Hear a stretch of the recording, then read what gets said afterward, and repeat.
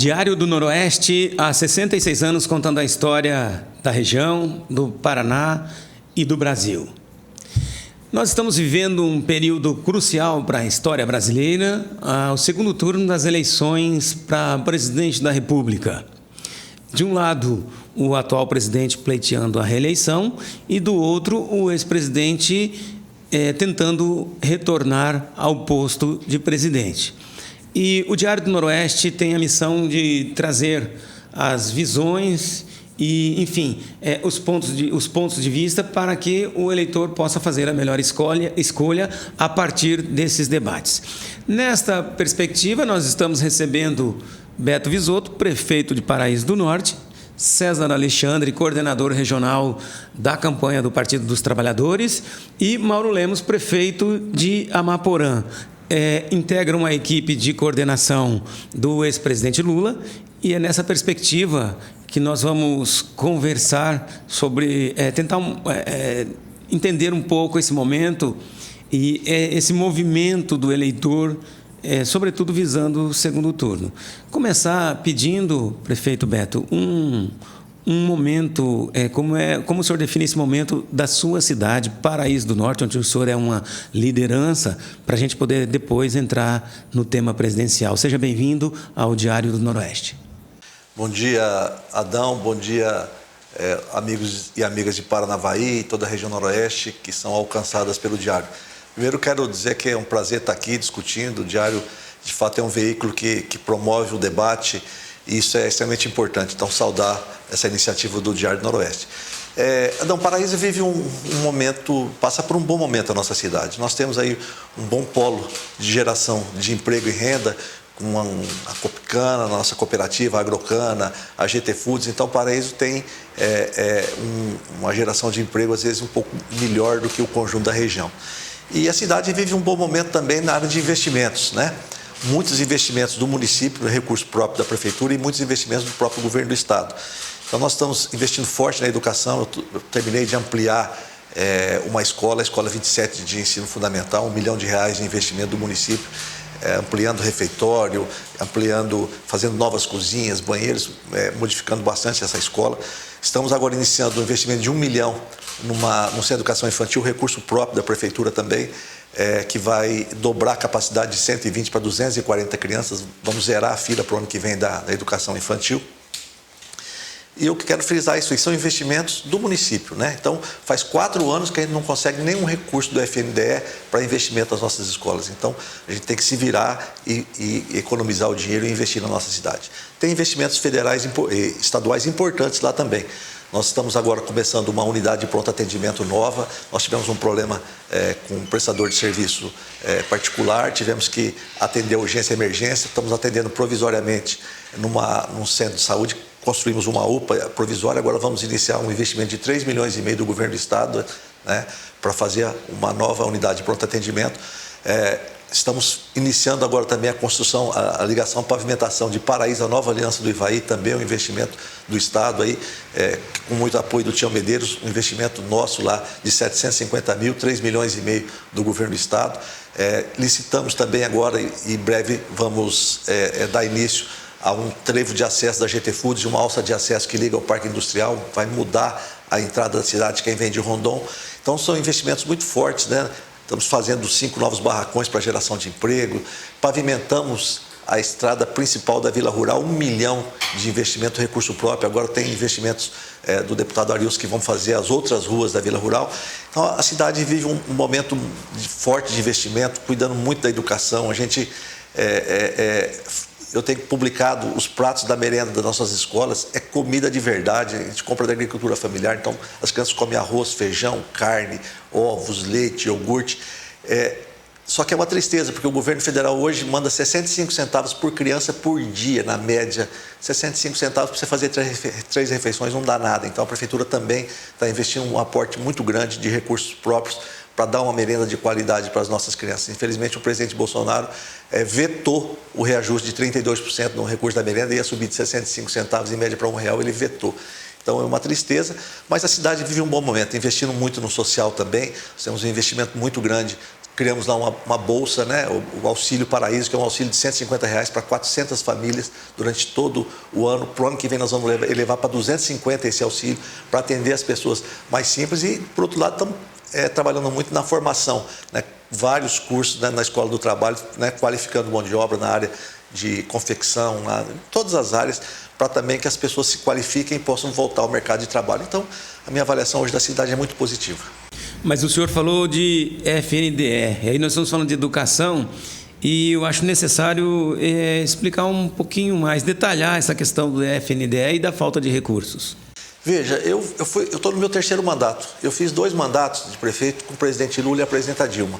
Eu construí uma escola de tempo integral, construí 2 creches, construí 2 centros de saúde nesse período, com recursos federais.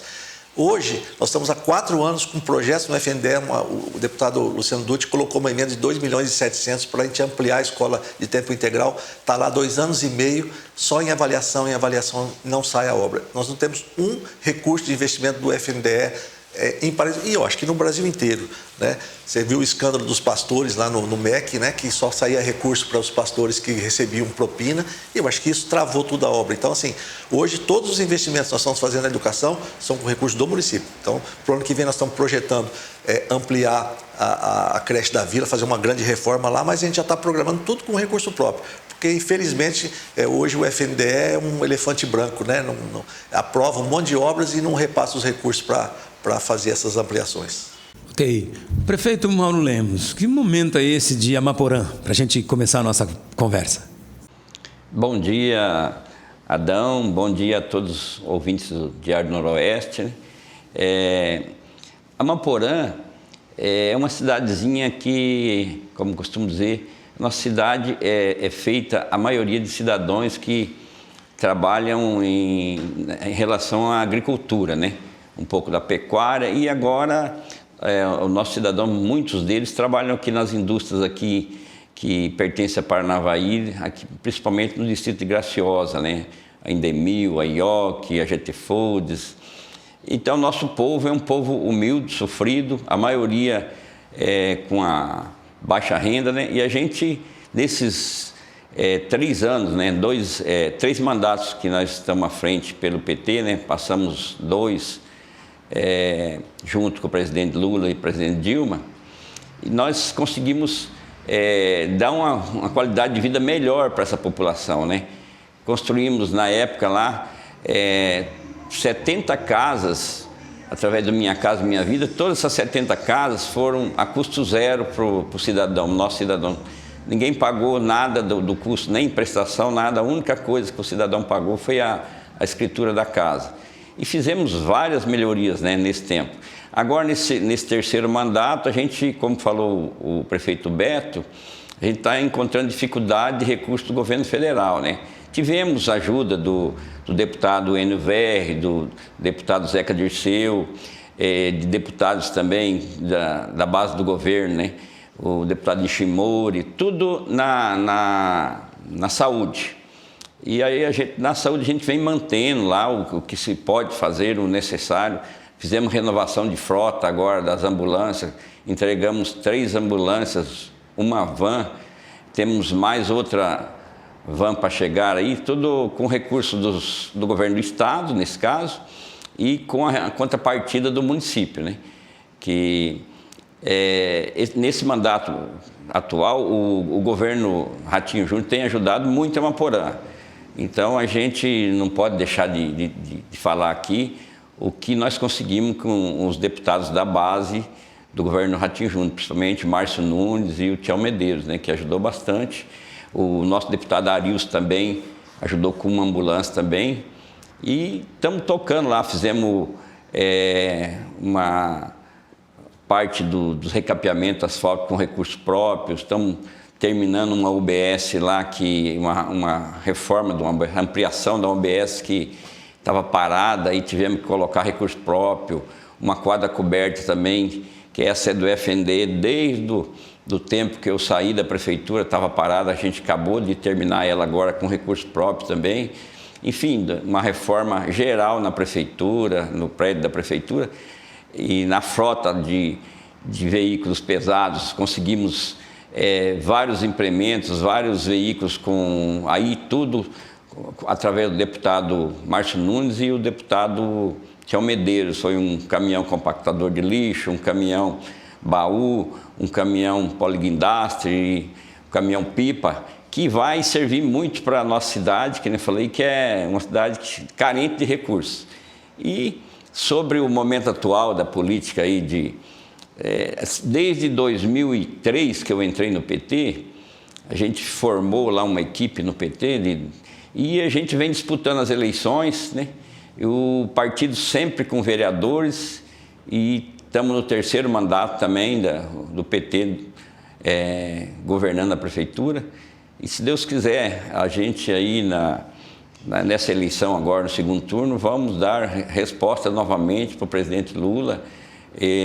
O presidente, se dependesse de Amaporã, tinha sido eleito no 1º turno, que Amaporã fez mais de 50% dos votos válidos para o presidente.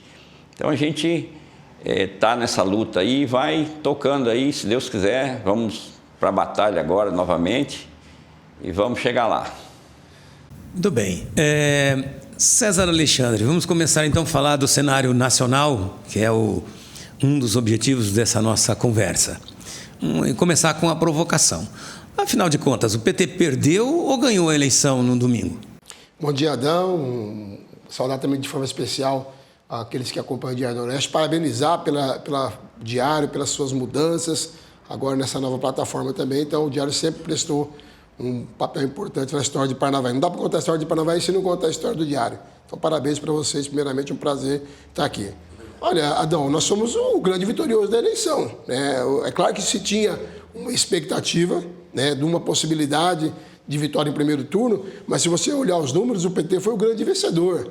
Nós disputamos a eleição com um candidato a presidente, com um mandato na mão, com toda uma estrutura, né, com programas que ele incrementou nessa reta final, no ano eleitoral, chamada PEC das Bondades, né, aumentando uma série de incentivos, de programas aí sociais, visando a reeleição. Porque até então o governo não tinha essa preocupação, nem com o antigo Bolsa Família, que hoje ele rebatizou de nome, né, até por uma questão eleitoral, nem com outros recursos que o Estado poderia investir. Ele investiu muito agora na reta final, então é um governo que tem uma base muito grande, uma estrutura muito grande, um presidente indo para a reeleição. Nós tínhamos um candidato que até 500 dias atrás estava sob jogo da justiça, num processo totalmente equivocado, né, que foi o processo que o presidente Lula sofreu. Nós terminamos uma eleição com 48,2% da eleição, 48,3%, contra 43% do adversário. Abrimos 5%, que representa, parece pouco 5%, mas representa exatamente 6 milhões e 200, 300 mil votos. É muito voto. E temos agora no 2º turno já oficializado o apoio do 4º candidato mais votado, que é o Ciro Gomes, do PDT, e possivelmente deve estar também sendo anunciado o apoio da Tebet, que foi a 3ª colocada. Então, nós somos os grandes vencedores da eleição, indiscutivelmente. Agora, é claro que tinha uma expectativa de 1º turno, e isso, no primeiro momento, a gente baqueou um pouco ali na hora da apuração, mas é vida que segue. Eu tenho certeza absoluta que nesse mês que vai transcorrer, onde nós vamos ter uma eleição, de fato, onde o debate vai ser possível. Nós não vamos ter mais candidato laranja fazendo palanque para outro candidato, né? Figuras grotescas, como a gente viu no último debate, fazendo, né, escadinha para um outro candidato, e os candidatos vão ter que enfrentar, né? O governo atual, o presidente Bolsonaro, vai ter que debater com o presidente Lula. Nós vamos poder comparar os dois governos. É isso que o Mauro falou e que o Beto falou, é um pouco do que aconteceu no Brasil inteiro. A gente vai poder demonstrar os programas que o governo Lula implementou em relação à habitação, ao PAC, em relação à infraestrutura, Minha Casa Minha Vida, o SAMU, os postos de saúde, as escolas, o BS, e vamos discutir o que o governo atual tem, que é um orçamento secreto, que foi sequestrado, literalmente, pelo Centrão. O presidente nosso não manda, ele não governa, quem governa é o Centrão. Tanto é que os recursos desses programas praticamente deixaram de existir. O que tem hoje são emendas, né, mas muitas vezes emendas ou recursos que são enviados para municípios, não se sabe por quem e nem quanto. Então, o que nós temos é esse quadro hoje. Nós vamos comparar esses dois governos. E acho que o cidadão vai poder entender claramente que o governo do presidente Lula é um governo que se preocupa com o social, com o ser humano, com o cidadão. A gente quer governar para a maioria, mas, sobretudo, para aqueles que mais precisam. A gente precisa recolocar o Brasil de novo no crescimento econômico, na geração de emprego e renda. Então, acho que nós somos o grande vitorioso do 1º turno. Não tenho nenhuma dúvida disso, né? E a gente vai ganhar esse 2º turno com toda certeza. Prefeito Beto, no Paraná, Bolsonaro fez 55,26% e o presidente Lula 35,99%, arredondando 36%. São Paulo também um reduto que deu vantagem ao atual gestor. O mesmo acontecendo, se você vai para o Rio Grande do Sul, tem ali um cenário também nessa perspectiva. Minas Gerais, que deu vantagem para o presidente Lula, tem agora o governador Zema reeleito e também agora pregando voto no candidato Bolsonaro. Qual a estratégia? Como o senhor vê isso? Porque a eleição passa por neutralizar isso ou pelo menos reduzir essa margem. Como o prefeito vê esse trabalho? Veja, primeiro a gente tem que desmistificar essa questão que o PT só ganhou no Nordeste. Você vê, cidade de São Paulo, o PT ganhou. O presidente Lula ganhou a eleição na cidade de São Paulo, ganhou a eleição na cidade de Porto Alegre. E teve uma votação fantástica no Nordeste. Por que isso? Porque a mão do governo Lula no Nordeste ela é muito mais sentida do que no Sul. Né? A mudança de vida que o povo nordestino teve nos governos do presidente Lula e da presidenta Dilma transformou a vida de milhões de pessoas. Então isso é mais sentido no Sul, no Sudeste, não aparece tanto a mão do governo federal. Mas eu acho que é perfeitamente possível a gente fazer esse debate agora e, de fato, ir nos pontos que o César falou, os pontos que interessam.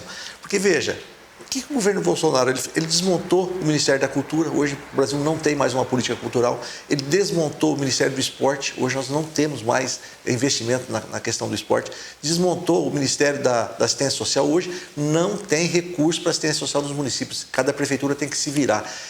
Ele está desmontando, né, como eu falei agora, do FNDE, não constrói mais, não amplia. Ele teve o absurdo de cortar o recurso da merenda escolar das nossas crianças. Ele, às vésperas da eleição, ele cortou 60% do orçamento da farmácia popular para o ano que vem, cortou recursos, né, de combate ao câncer, cortou 95% dos recursos das casas populares para o orçamento de 2023, então ele está um desmonte nas políticas públicas. Agora, nós vamos poder, no debate, porque como o César falou, você vai num debate com 6, 7 candidatos, vira uma guerra, né? Agora nós vamos ter condição de mostrar claramente a diferença entre os projetos. Qual que é a estratégia do Bolsonaro? É só discutir a política de costumes com fake news. O presidente Lula é cristão, o presidente Lula é casado na igreja, é batizado, o presidente Lula é contra o aborto, né? Se foca muito isso, se o presidente Lula entrar, os banheiros das creches vão ser unissex. Gente, fui o prefeito que mais fez creche em Paraíso, eu fiz 3 creches, e eu desafio a população de Paraíso a ir lá ver os banheiros que eu construí agora. Banheiro masculino, feminino, não tem, são fake news. Infelizmente, uma parcela da população é suscetível a esse discurso de fake news. Mas agora, com 2 candidatos, com os debates, com a propaganda eleitoral e com a nossa ação em relação às pessoas, nós vamos mostrar claramente o que é falso e o que é verdadeiro. Quem cuida do povo e quem cuida só dos mais ricos, dos banqueiros, dos grandes empreendedores, né? Essa é a política do governo Bolsonaro. Então, eu acredito que nós temos um longo caminho aí para consolidar e fazer o presidente Lula acontecer igual na eleição de 2006, né? Que ele chegou quase para ganhar no primeiro turno e depois foi para 60% no segundo turno. Acho que nós temos todas as condições de fazer uma votação sensacional para o presidente Lula no segundo turno. Prefeito Mauro Lemos, a gente sempre rotula a região sul, as regiões sul, sudeste, como conservadoras, regiões conservadoras, que tradicionalmente votam com a direita ou com a extrema-direita, enfim. Aí são definições que daí a gente seria uma conversa mais longa. Em Amaporã, o senhor mesmo falou, o candidato Lula ganhou no primeiro turno. A linguagem, como falar com essas pessoas, mais do que simplesmente dizer esse povo é de direita, esse povo é de extrema-direita, como falar com esse povo para conquistar esse voto, já que esse é o desafio do Partido dos Trabalhadores nesse momento? Amaporã tem essa característica de a gente, o PT ganhar, por exemplo, com o Haddad, o PT também ganhou no segundo turno. Foi a única cidade que empatou no Brasil, que empatou no primeiro turno, né? Até foi notícia nacional. E no segundo turno nós ganhamos também, por mais ou menos a mesma margem que ganhamos agora já no primeiro turno. A população de Amaporã, que eu falei, é uma população de baixa renda. A maior parte da população é de baixa renda. Por isso que a gente Então, nos mandatos do presidente Lula, na presidente Dilma, eles, com a valorização do salário mínimo, então teve mais poder de compra. Então, essa população, que é a maioria da Amaporã, ela se sentiu bem, que nem eu falei das casas que a gente construiu sem custo. E já o cidadão, já que nem de direita, que a gente vê, a gente tem tentado explicar, a gente vai dialogando. Só que nessa política ficou muito acirrado, aí já colocou muito a religião e nesse mandato agora, nessa eleição, né? Então a gente tenta dialogar, tenta explicar e vamos conversando, vamos mostrando que não é. Aí vem à tona lá o caso da Lava Jato, do Mensalão, que é onde que o cidadão lá que é eleitor de direita, que vota no Bolsonaro, sempre vem com essa história. E nós sabemos que, nós que somos políticos, estamos no meio, que conhecemos, que o mesmo centrão que hoje que manda no Brasil, né, que eu acho a vitória não foi do presidente Bolsonaro, por enquanto, não está sendo essa que eles estão achando que... a vitória está sendo do centrão, porque o centrão quer continuar, que fique tudo desse jeito, a política, que eles vão continuar mandando sempre, que foi assim que, na hora que eles quiserem derrubar a presidente Dilma, derrubaram, enquanto puderam ficar com o PT no poder, ficaram tirando proveito também, e só caiu nas costas do petista, que nem eu sempre costumo falar. Nós, petistas, que somos chamados de ladrão, tudo, e sendo que o centrão estava junto e está aí esparramado hoje no PL, no PP, no MDB, que muitos voltaram aí, se elegeram também, e nós que levávamos então ficou essa pecha de que o PT, que é o partido da corrupção. E nós sabemos que teve corrupção nesses mandatos, mas não foi só o PT que estava juntão, é os mesmos que estão hoje mandando no governo Bolsonaro, né? Mas a gente vai dialogando, alguns entendem, e aí o caso da religião, volta a falar também, que aí já é mais difícil, porque o caso do aborto, que é o que mais pega hoje, que nós estamos sofrendo muito, principalmente em Amaporã, é o caso do aborto, o caso da religião, menos um pouco a corrupção. Mas a gente dialoga, fala, explica, e se Deus quiser, vamos continuar na frente lá. A gente tem feito um bom trabalho, principalmente na parte social, na parte do pessoal que mais precisa, que é a saúde, né? Essa cidade nossa que é bem carente, né, nessa área de assistência social, de saúde e tal, e a gente está dando um apoio muito grande. Temos certeza que vamos continuar ganhando a eleição, e se depender de Amaporã, tenho certeza que o presidente Lula vai ser eleito tranquilamente. César Alexandre, que é doutor na linha da historiografia e ciências sociais, como explicar esse momento quando se discute pautas que nem pautas são, que não estão colocadas à mesa? Por exemplo, a questão do aborto, a questão da religião. E que fenômeno é esse? Daí já emendando outra questão, para a gente ganhar em escala, na eleição do último domingo, a impressão que tinha é que só tinha um lado na rua. Eu queria que o coordenador falasse um pouco desses dois temas. Olha, Adão, primeiro que tem uma série de fatores que explicam essa conjuntura que se criou, desse tipo de campanha que a gente está tendo, mas o principal é a rede social, é o poder que as redes sociais têm. A gente viu isso lá atrás daquela eleição do Trump nos Estados Unidos, nós vimos na eleição do Bolsonaro na última eleição, que eles trabalharam, eles têm uma rede social muito mais organizada, a influência que eles têm na rede social é muito maior, e na produção de fake news, porque a rede social ela é interessante, ela é fundamental, é importante, mas quando você usa ela de forma correta. Quando você usa ela para propagar fake news, que é a característica clara do grupo do presidente Bolsonaro, eles têm uma central que produz diariamente fake news. O presidente, em cada fala dele, de 10 falas que ele tem, 8 são mentirosas, são mentiras criadas por ele, fantasiadas, e que isso vai se tornando, né, uma mentira repetida várias vezes, né? Tá lá no Goebbels, lá da Alemanha, acaba virando verdade. E é o que acontece. Então, por exemplo, essa questão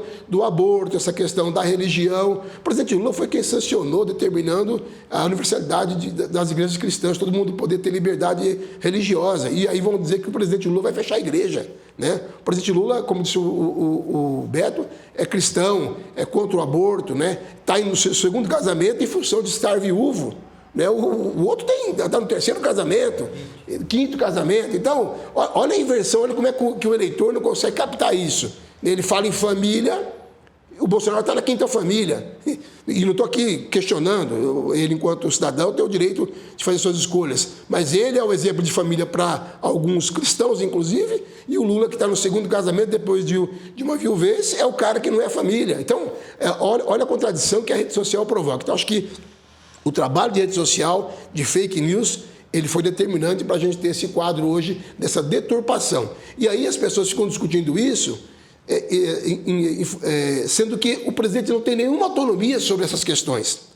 Essas questões da pauta moral, questão do aborto, questão da religião, não é de iniciativa do executivo. As pessoas têm que entender isso. Quem que pode fazer alguma mudança substancial numa lei em relação ao aborto, por exemplo, é o Congresso.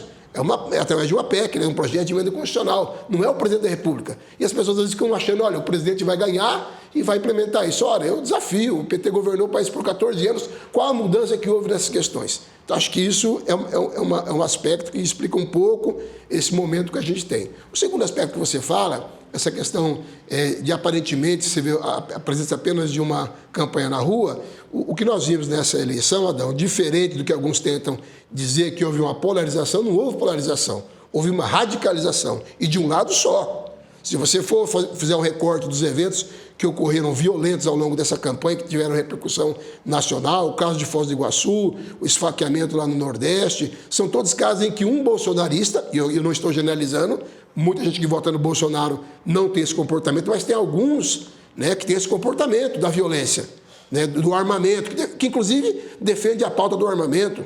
Gente que é cristão, gente que está na igreja, né, ao lado nosso lá, fazendo a oração no final de semana, defendendo a pena de morte. Então, essa é a deturpação de valores. Então, essa polarização, essa radicalização de um lado, que ultrapassou o limite do debate político, que passou para agressão física, para agressão verbal nas redes sociais, na rua, isso gerou um certo medo, um pânico. As pessoas estão com medo de manifestar a sua posição, se for divergente do governo. É isso que se instalou. Por isso que as pessoas evitam usar o vermelho, evitam colar o adesivo no carro. É por conta disso. É uma eleição que se tornou radicalizada por um pequeno grupo bolsonarista que toca o terror. A gente tem exemplos aqui em Graciosa, aconteceu isso na eleição agora. Problema sério, né? Do pessoal ameaçar fisicamente pessoas porque divergem politicamente. Olha que absurdo que a gente chega. Então, acho que isso explica um pouco também essa questão do medo das pessoas de se manifestarem, né? Mas eu acho que as pessoas começam... O dia da eleição é um dia que você oficializa a sua posição, e a gente tem visto que as pessoas cada vez mais têm manifestado sua posição. Mas o que está em jogo no Brasil, Adão, hoje, e em função de tudo isso que eu falei, é isso. Ou a gente vai caminhar com esse atual governo para uma barbárie, onde o governo questiona as ditaduras, mas o exemplo maior de ditador das lideranças do Brasil nos últimos 30 anos é o próprio presidente atual. O discurso dele, fechar o STF, né? Comandar com mão de ferro, determinar a relação com a imprensa, esse é um discurso fascista, autoritário. E ao contrário do presidente Lula, que demonstrou a maior abertura política, né, para a imprensa dialogar, para a imprensa debater, criou os mecanismos para que houvesse investigação de corrupção. Em nenhum momento o presidente Lula impediu qualquer investigação. O atual presidente vai criando sigilo de 100 anos a toda hora, especialmente quando vai atingir sua família. Então, ou seja, você não sabe o que ele gasta no cartão corporativo, está lá decretado sigilo de 100 anos, você não sabe com que os filhos dele gastam dinheiro, está decretado sigilo, você não sabe a carteira de vacina do presidente, porque deveria ser pública, porque ele decretou sigilo de 100 anos, e assim vai. Então, quando se fala em termos de democracia em jogo, o eleitor também vai ter que pensar isso, vai ter que deixar um pouquinho de lado essa pauta de costumes, que é um discurso moralista, falso moralista, e discutir realmente o que interessa para o Brasil, que é geração de emprego e renda, é democracia, é tirar as pessoas da miséria, é dar esperança para as pessoas. Eu acho que esse vai ser o debate implementado no segundo turno. Por isso que eu tenho certeza que nós sairemos vencedores dessa eleição. Prefeito Beto, nós temos aí mais 27 dias de campanha até a eleição. E o que dá para falar em termos de estratégia e planejamento da coordenação do Partido dos Trabalhadores, de forma especial, particular para o Noroeste, mas também pensando em Paraná e até em Brasil? Veja, você falou que nós fizemos 36% no Paraná. Paraíso do Norte, nós fizemos 45% dos votos para o presidente Lula. Agora, a nossa estratégia, nós fizemos a maior bancada de deputados federais da história do PT no Paraná. Elegemos na nossa federação, 6 deputados federais e 7 estaduais. Então, nós queremos utilizar isso a nosso favor. Esses deputados vão correr o estado como um todo, né? E com agendas para conversar com a população. Nós não queremos agora ficar conversando entre nós vamos conversar com a população, nos bairros, nas feiras, mostrar essa diferença. O César falou um pouco aqui sobre a questão das fake news, né, do presidente. Primeiro, a fake news era que a urna eletrônica não funcionava, que era fraudada. Pois é, o Zema ganhou no primeiro turno, o Cláudio Castro ganhou no primeiro turno, vários estados bolsonaristas ganharam no primeiro turno. Mas que urna fraudada é essa que dá a vitória para os bolsonaristas no primeiro turno, né? Essa é uma fake news. A segunda fake news é essa questão das religiões. O Lula criou a data da Marcha para Jesus, criou a liberdade religiosa e nas fake news o Lula vai fechar as igrejas evangélicas e tal. Então, assim, você pega uma mentira atrás da outra. Nós temos que mostrar isso para a população, né? Mostrar que essa pauta de costumes não é o fundamental, porque o evangélico, né, que a gente vê que eles tendem mais a acreditar nessas questões, a geladeira dele está vazia, igual a dos outros. Então, o que nós temos que fazer? Nós temos que discutir agora quem que vai ter uma política de combater a miséria, de botar alimento na mesa do trabalhador, de ter uma política de aumento do salário mínimo. Nos mandatos do presidente Lula e da presidenta Dilma, o salário mínimo subiu 75% acima da inflação nos 14 anos. Hoje nós estamos há 4 anos com o salário mínimo subindo abaixo da inflação, né? Aumentou o número de empregos, aumentou, mas olha a qualidade dos empregos. São empregos de salário mínimo, empregos temporários, empregos sem carteira assinada. Então, a massa salarial do Brasil caiu demais. E isso reflete em tudo. O que as pessoas não entendem é que se a população geral, o trabalhador, ele ganha pouco, ele consome pouco, o comércio vai mal, a indústria vai mal, a agricultura está indo bem em função, né, de exportações. Mas a política atrapalhada do governo federal em relação à China, em relação aos grandes parceiros internacionais, vai refletir na agricultura a médio prazo e vai impactar na nossa produção agrícola. Então, nós precisamos explicar isso para a população, para o agricultor, que no mandato do Lula foi um período que nós tivemos os recursos mais fartos e baratos. Você comprava trator no Moder Frota, caminhão, com juros de 2% ao ano. Hoje é 15%, 20%, se você conseguir. Então, assim, nós estamos sucateando o nosso parque de máquinas. O presidente Lula sempre apoiou a agricultura familiar. Eu falava aqui da questão da alimentação.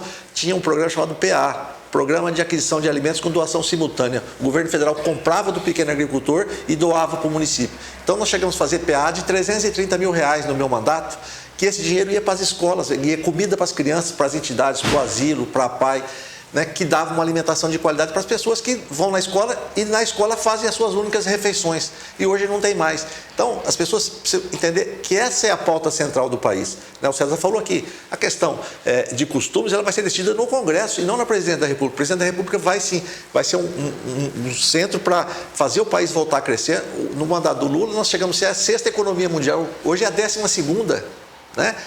Que melhora essa? Melhorou para uma parcela muito pequena da população. E nós temos a obrigação de discutir isso, mostrar para a nossa população que eu tenho certeza que nesse segundo turno vai ser possível, como são só 2 candidatos, a gente fazer essa discussão e tenho certeza que em Paraíso do Norte e no Brasil nós vamos ganhar a eleição no segundo turno. O senhor tem relações com o agronegócio e também com a agricultura familiar. Queria que o senhor falasse um pouquinho disso. Sim, eu fiz esses dias um pronunciamento lá na rádio e eu falei assim, eu posso falar com clareza do agronegócio, porque eu sou produtor, minha família produz soja, carne, etanol há vários anos. E no período do presidente Lula foi onde a gente foi muito bem atendido no sistema bancário, com crédito barato, né? com ampliação do crédito, com mercado para os nossos produtos. O presidente Lula foi o grande vendeu o álcool e o açúcar do Brasil no mundo todo, né? Então, assim, o agronegócio hoje tem essa pecha aí de anti-Lula, mas é uma questão mais ideológica, né? O presidente Lula foi o grande presidente do agronegócio, mas ele cuidou da agricultura familiar. Eu falo sempre assim, né? No mandato do Lula, todo mundo ganhou. Ganhou o proprietário rural, mas ganhou o trabalhador. O trabalhador pôde comprar sua moto, o seu carro, sua casinha.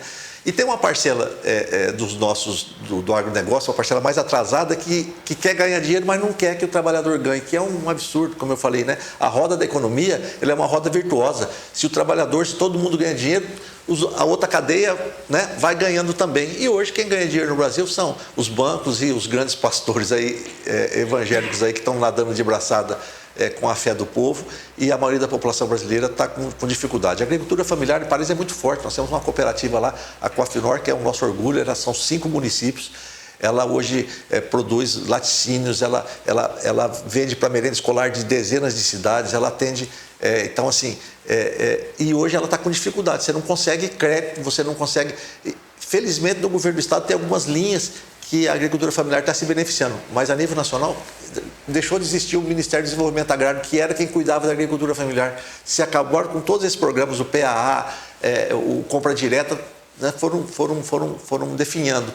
Então agora nós precisamos retomar isso, e o único caminho para retomar isso é com o presidente Lula. O presidente Bolsonaro já deixou claro. Para você ter uma ideia, o NVR propôs uma lei no Congresso, que é a lei Cassis do Couto, que destinava o auxílio para o pequeno agricultor que está sofrendo, e o governo vetou. Foi aprovado no Congresso e o governo vetou essa lei. Então, nós não temos nada para esperar do atual presidente para a agricultura familiar, né?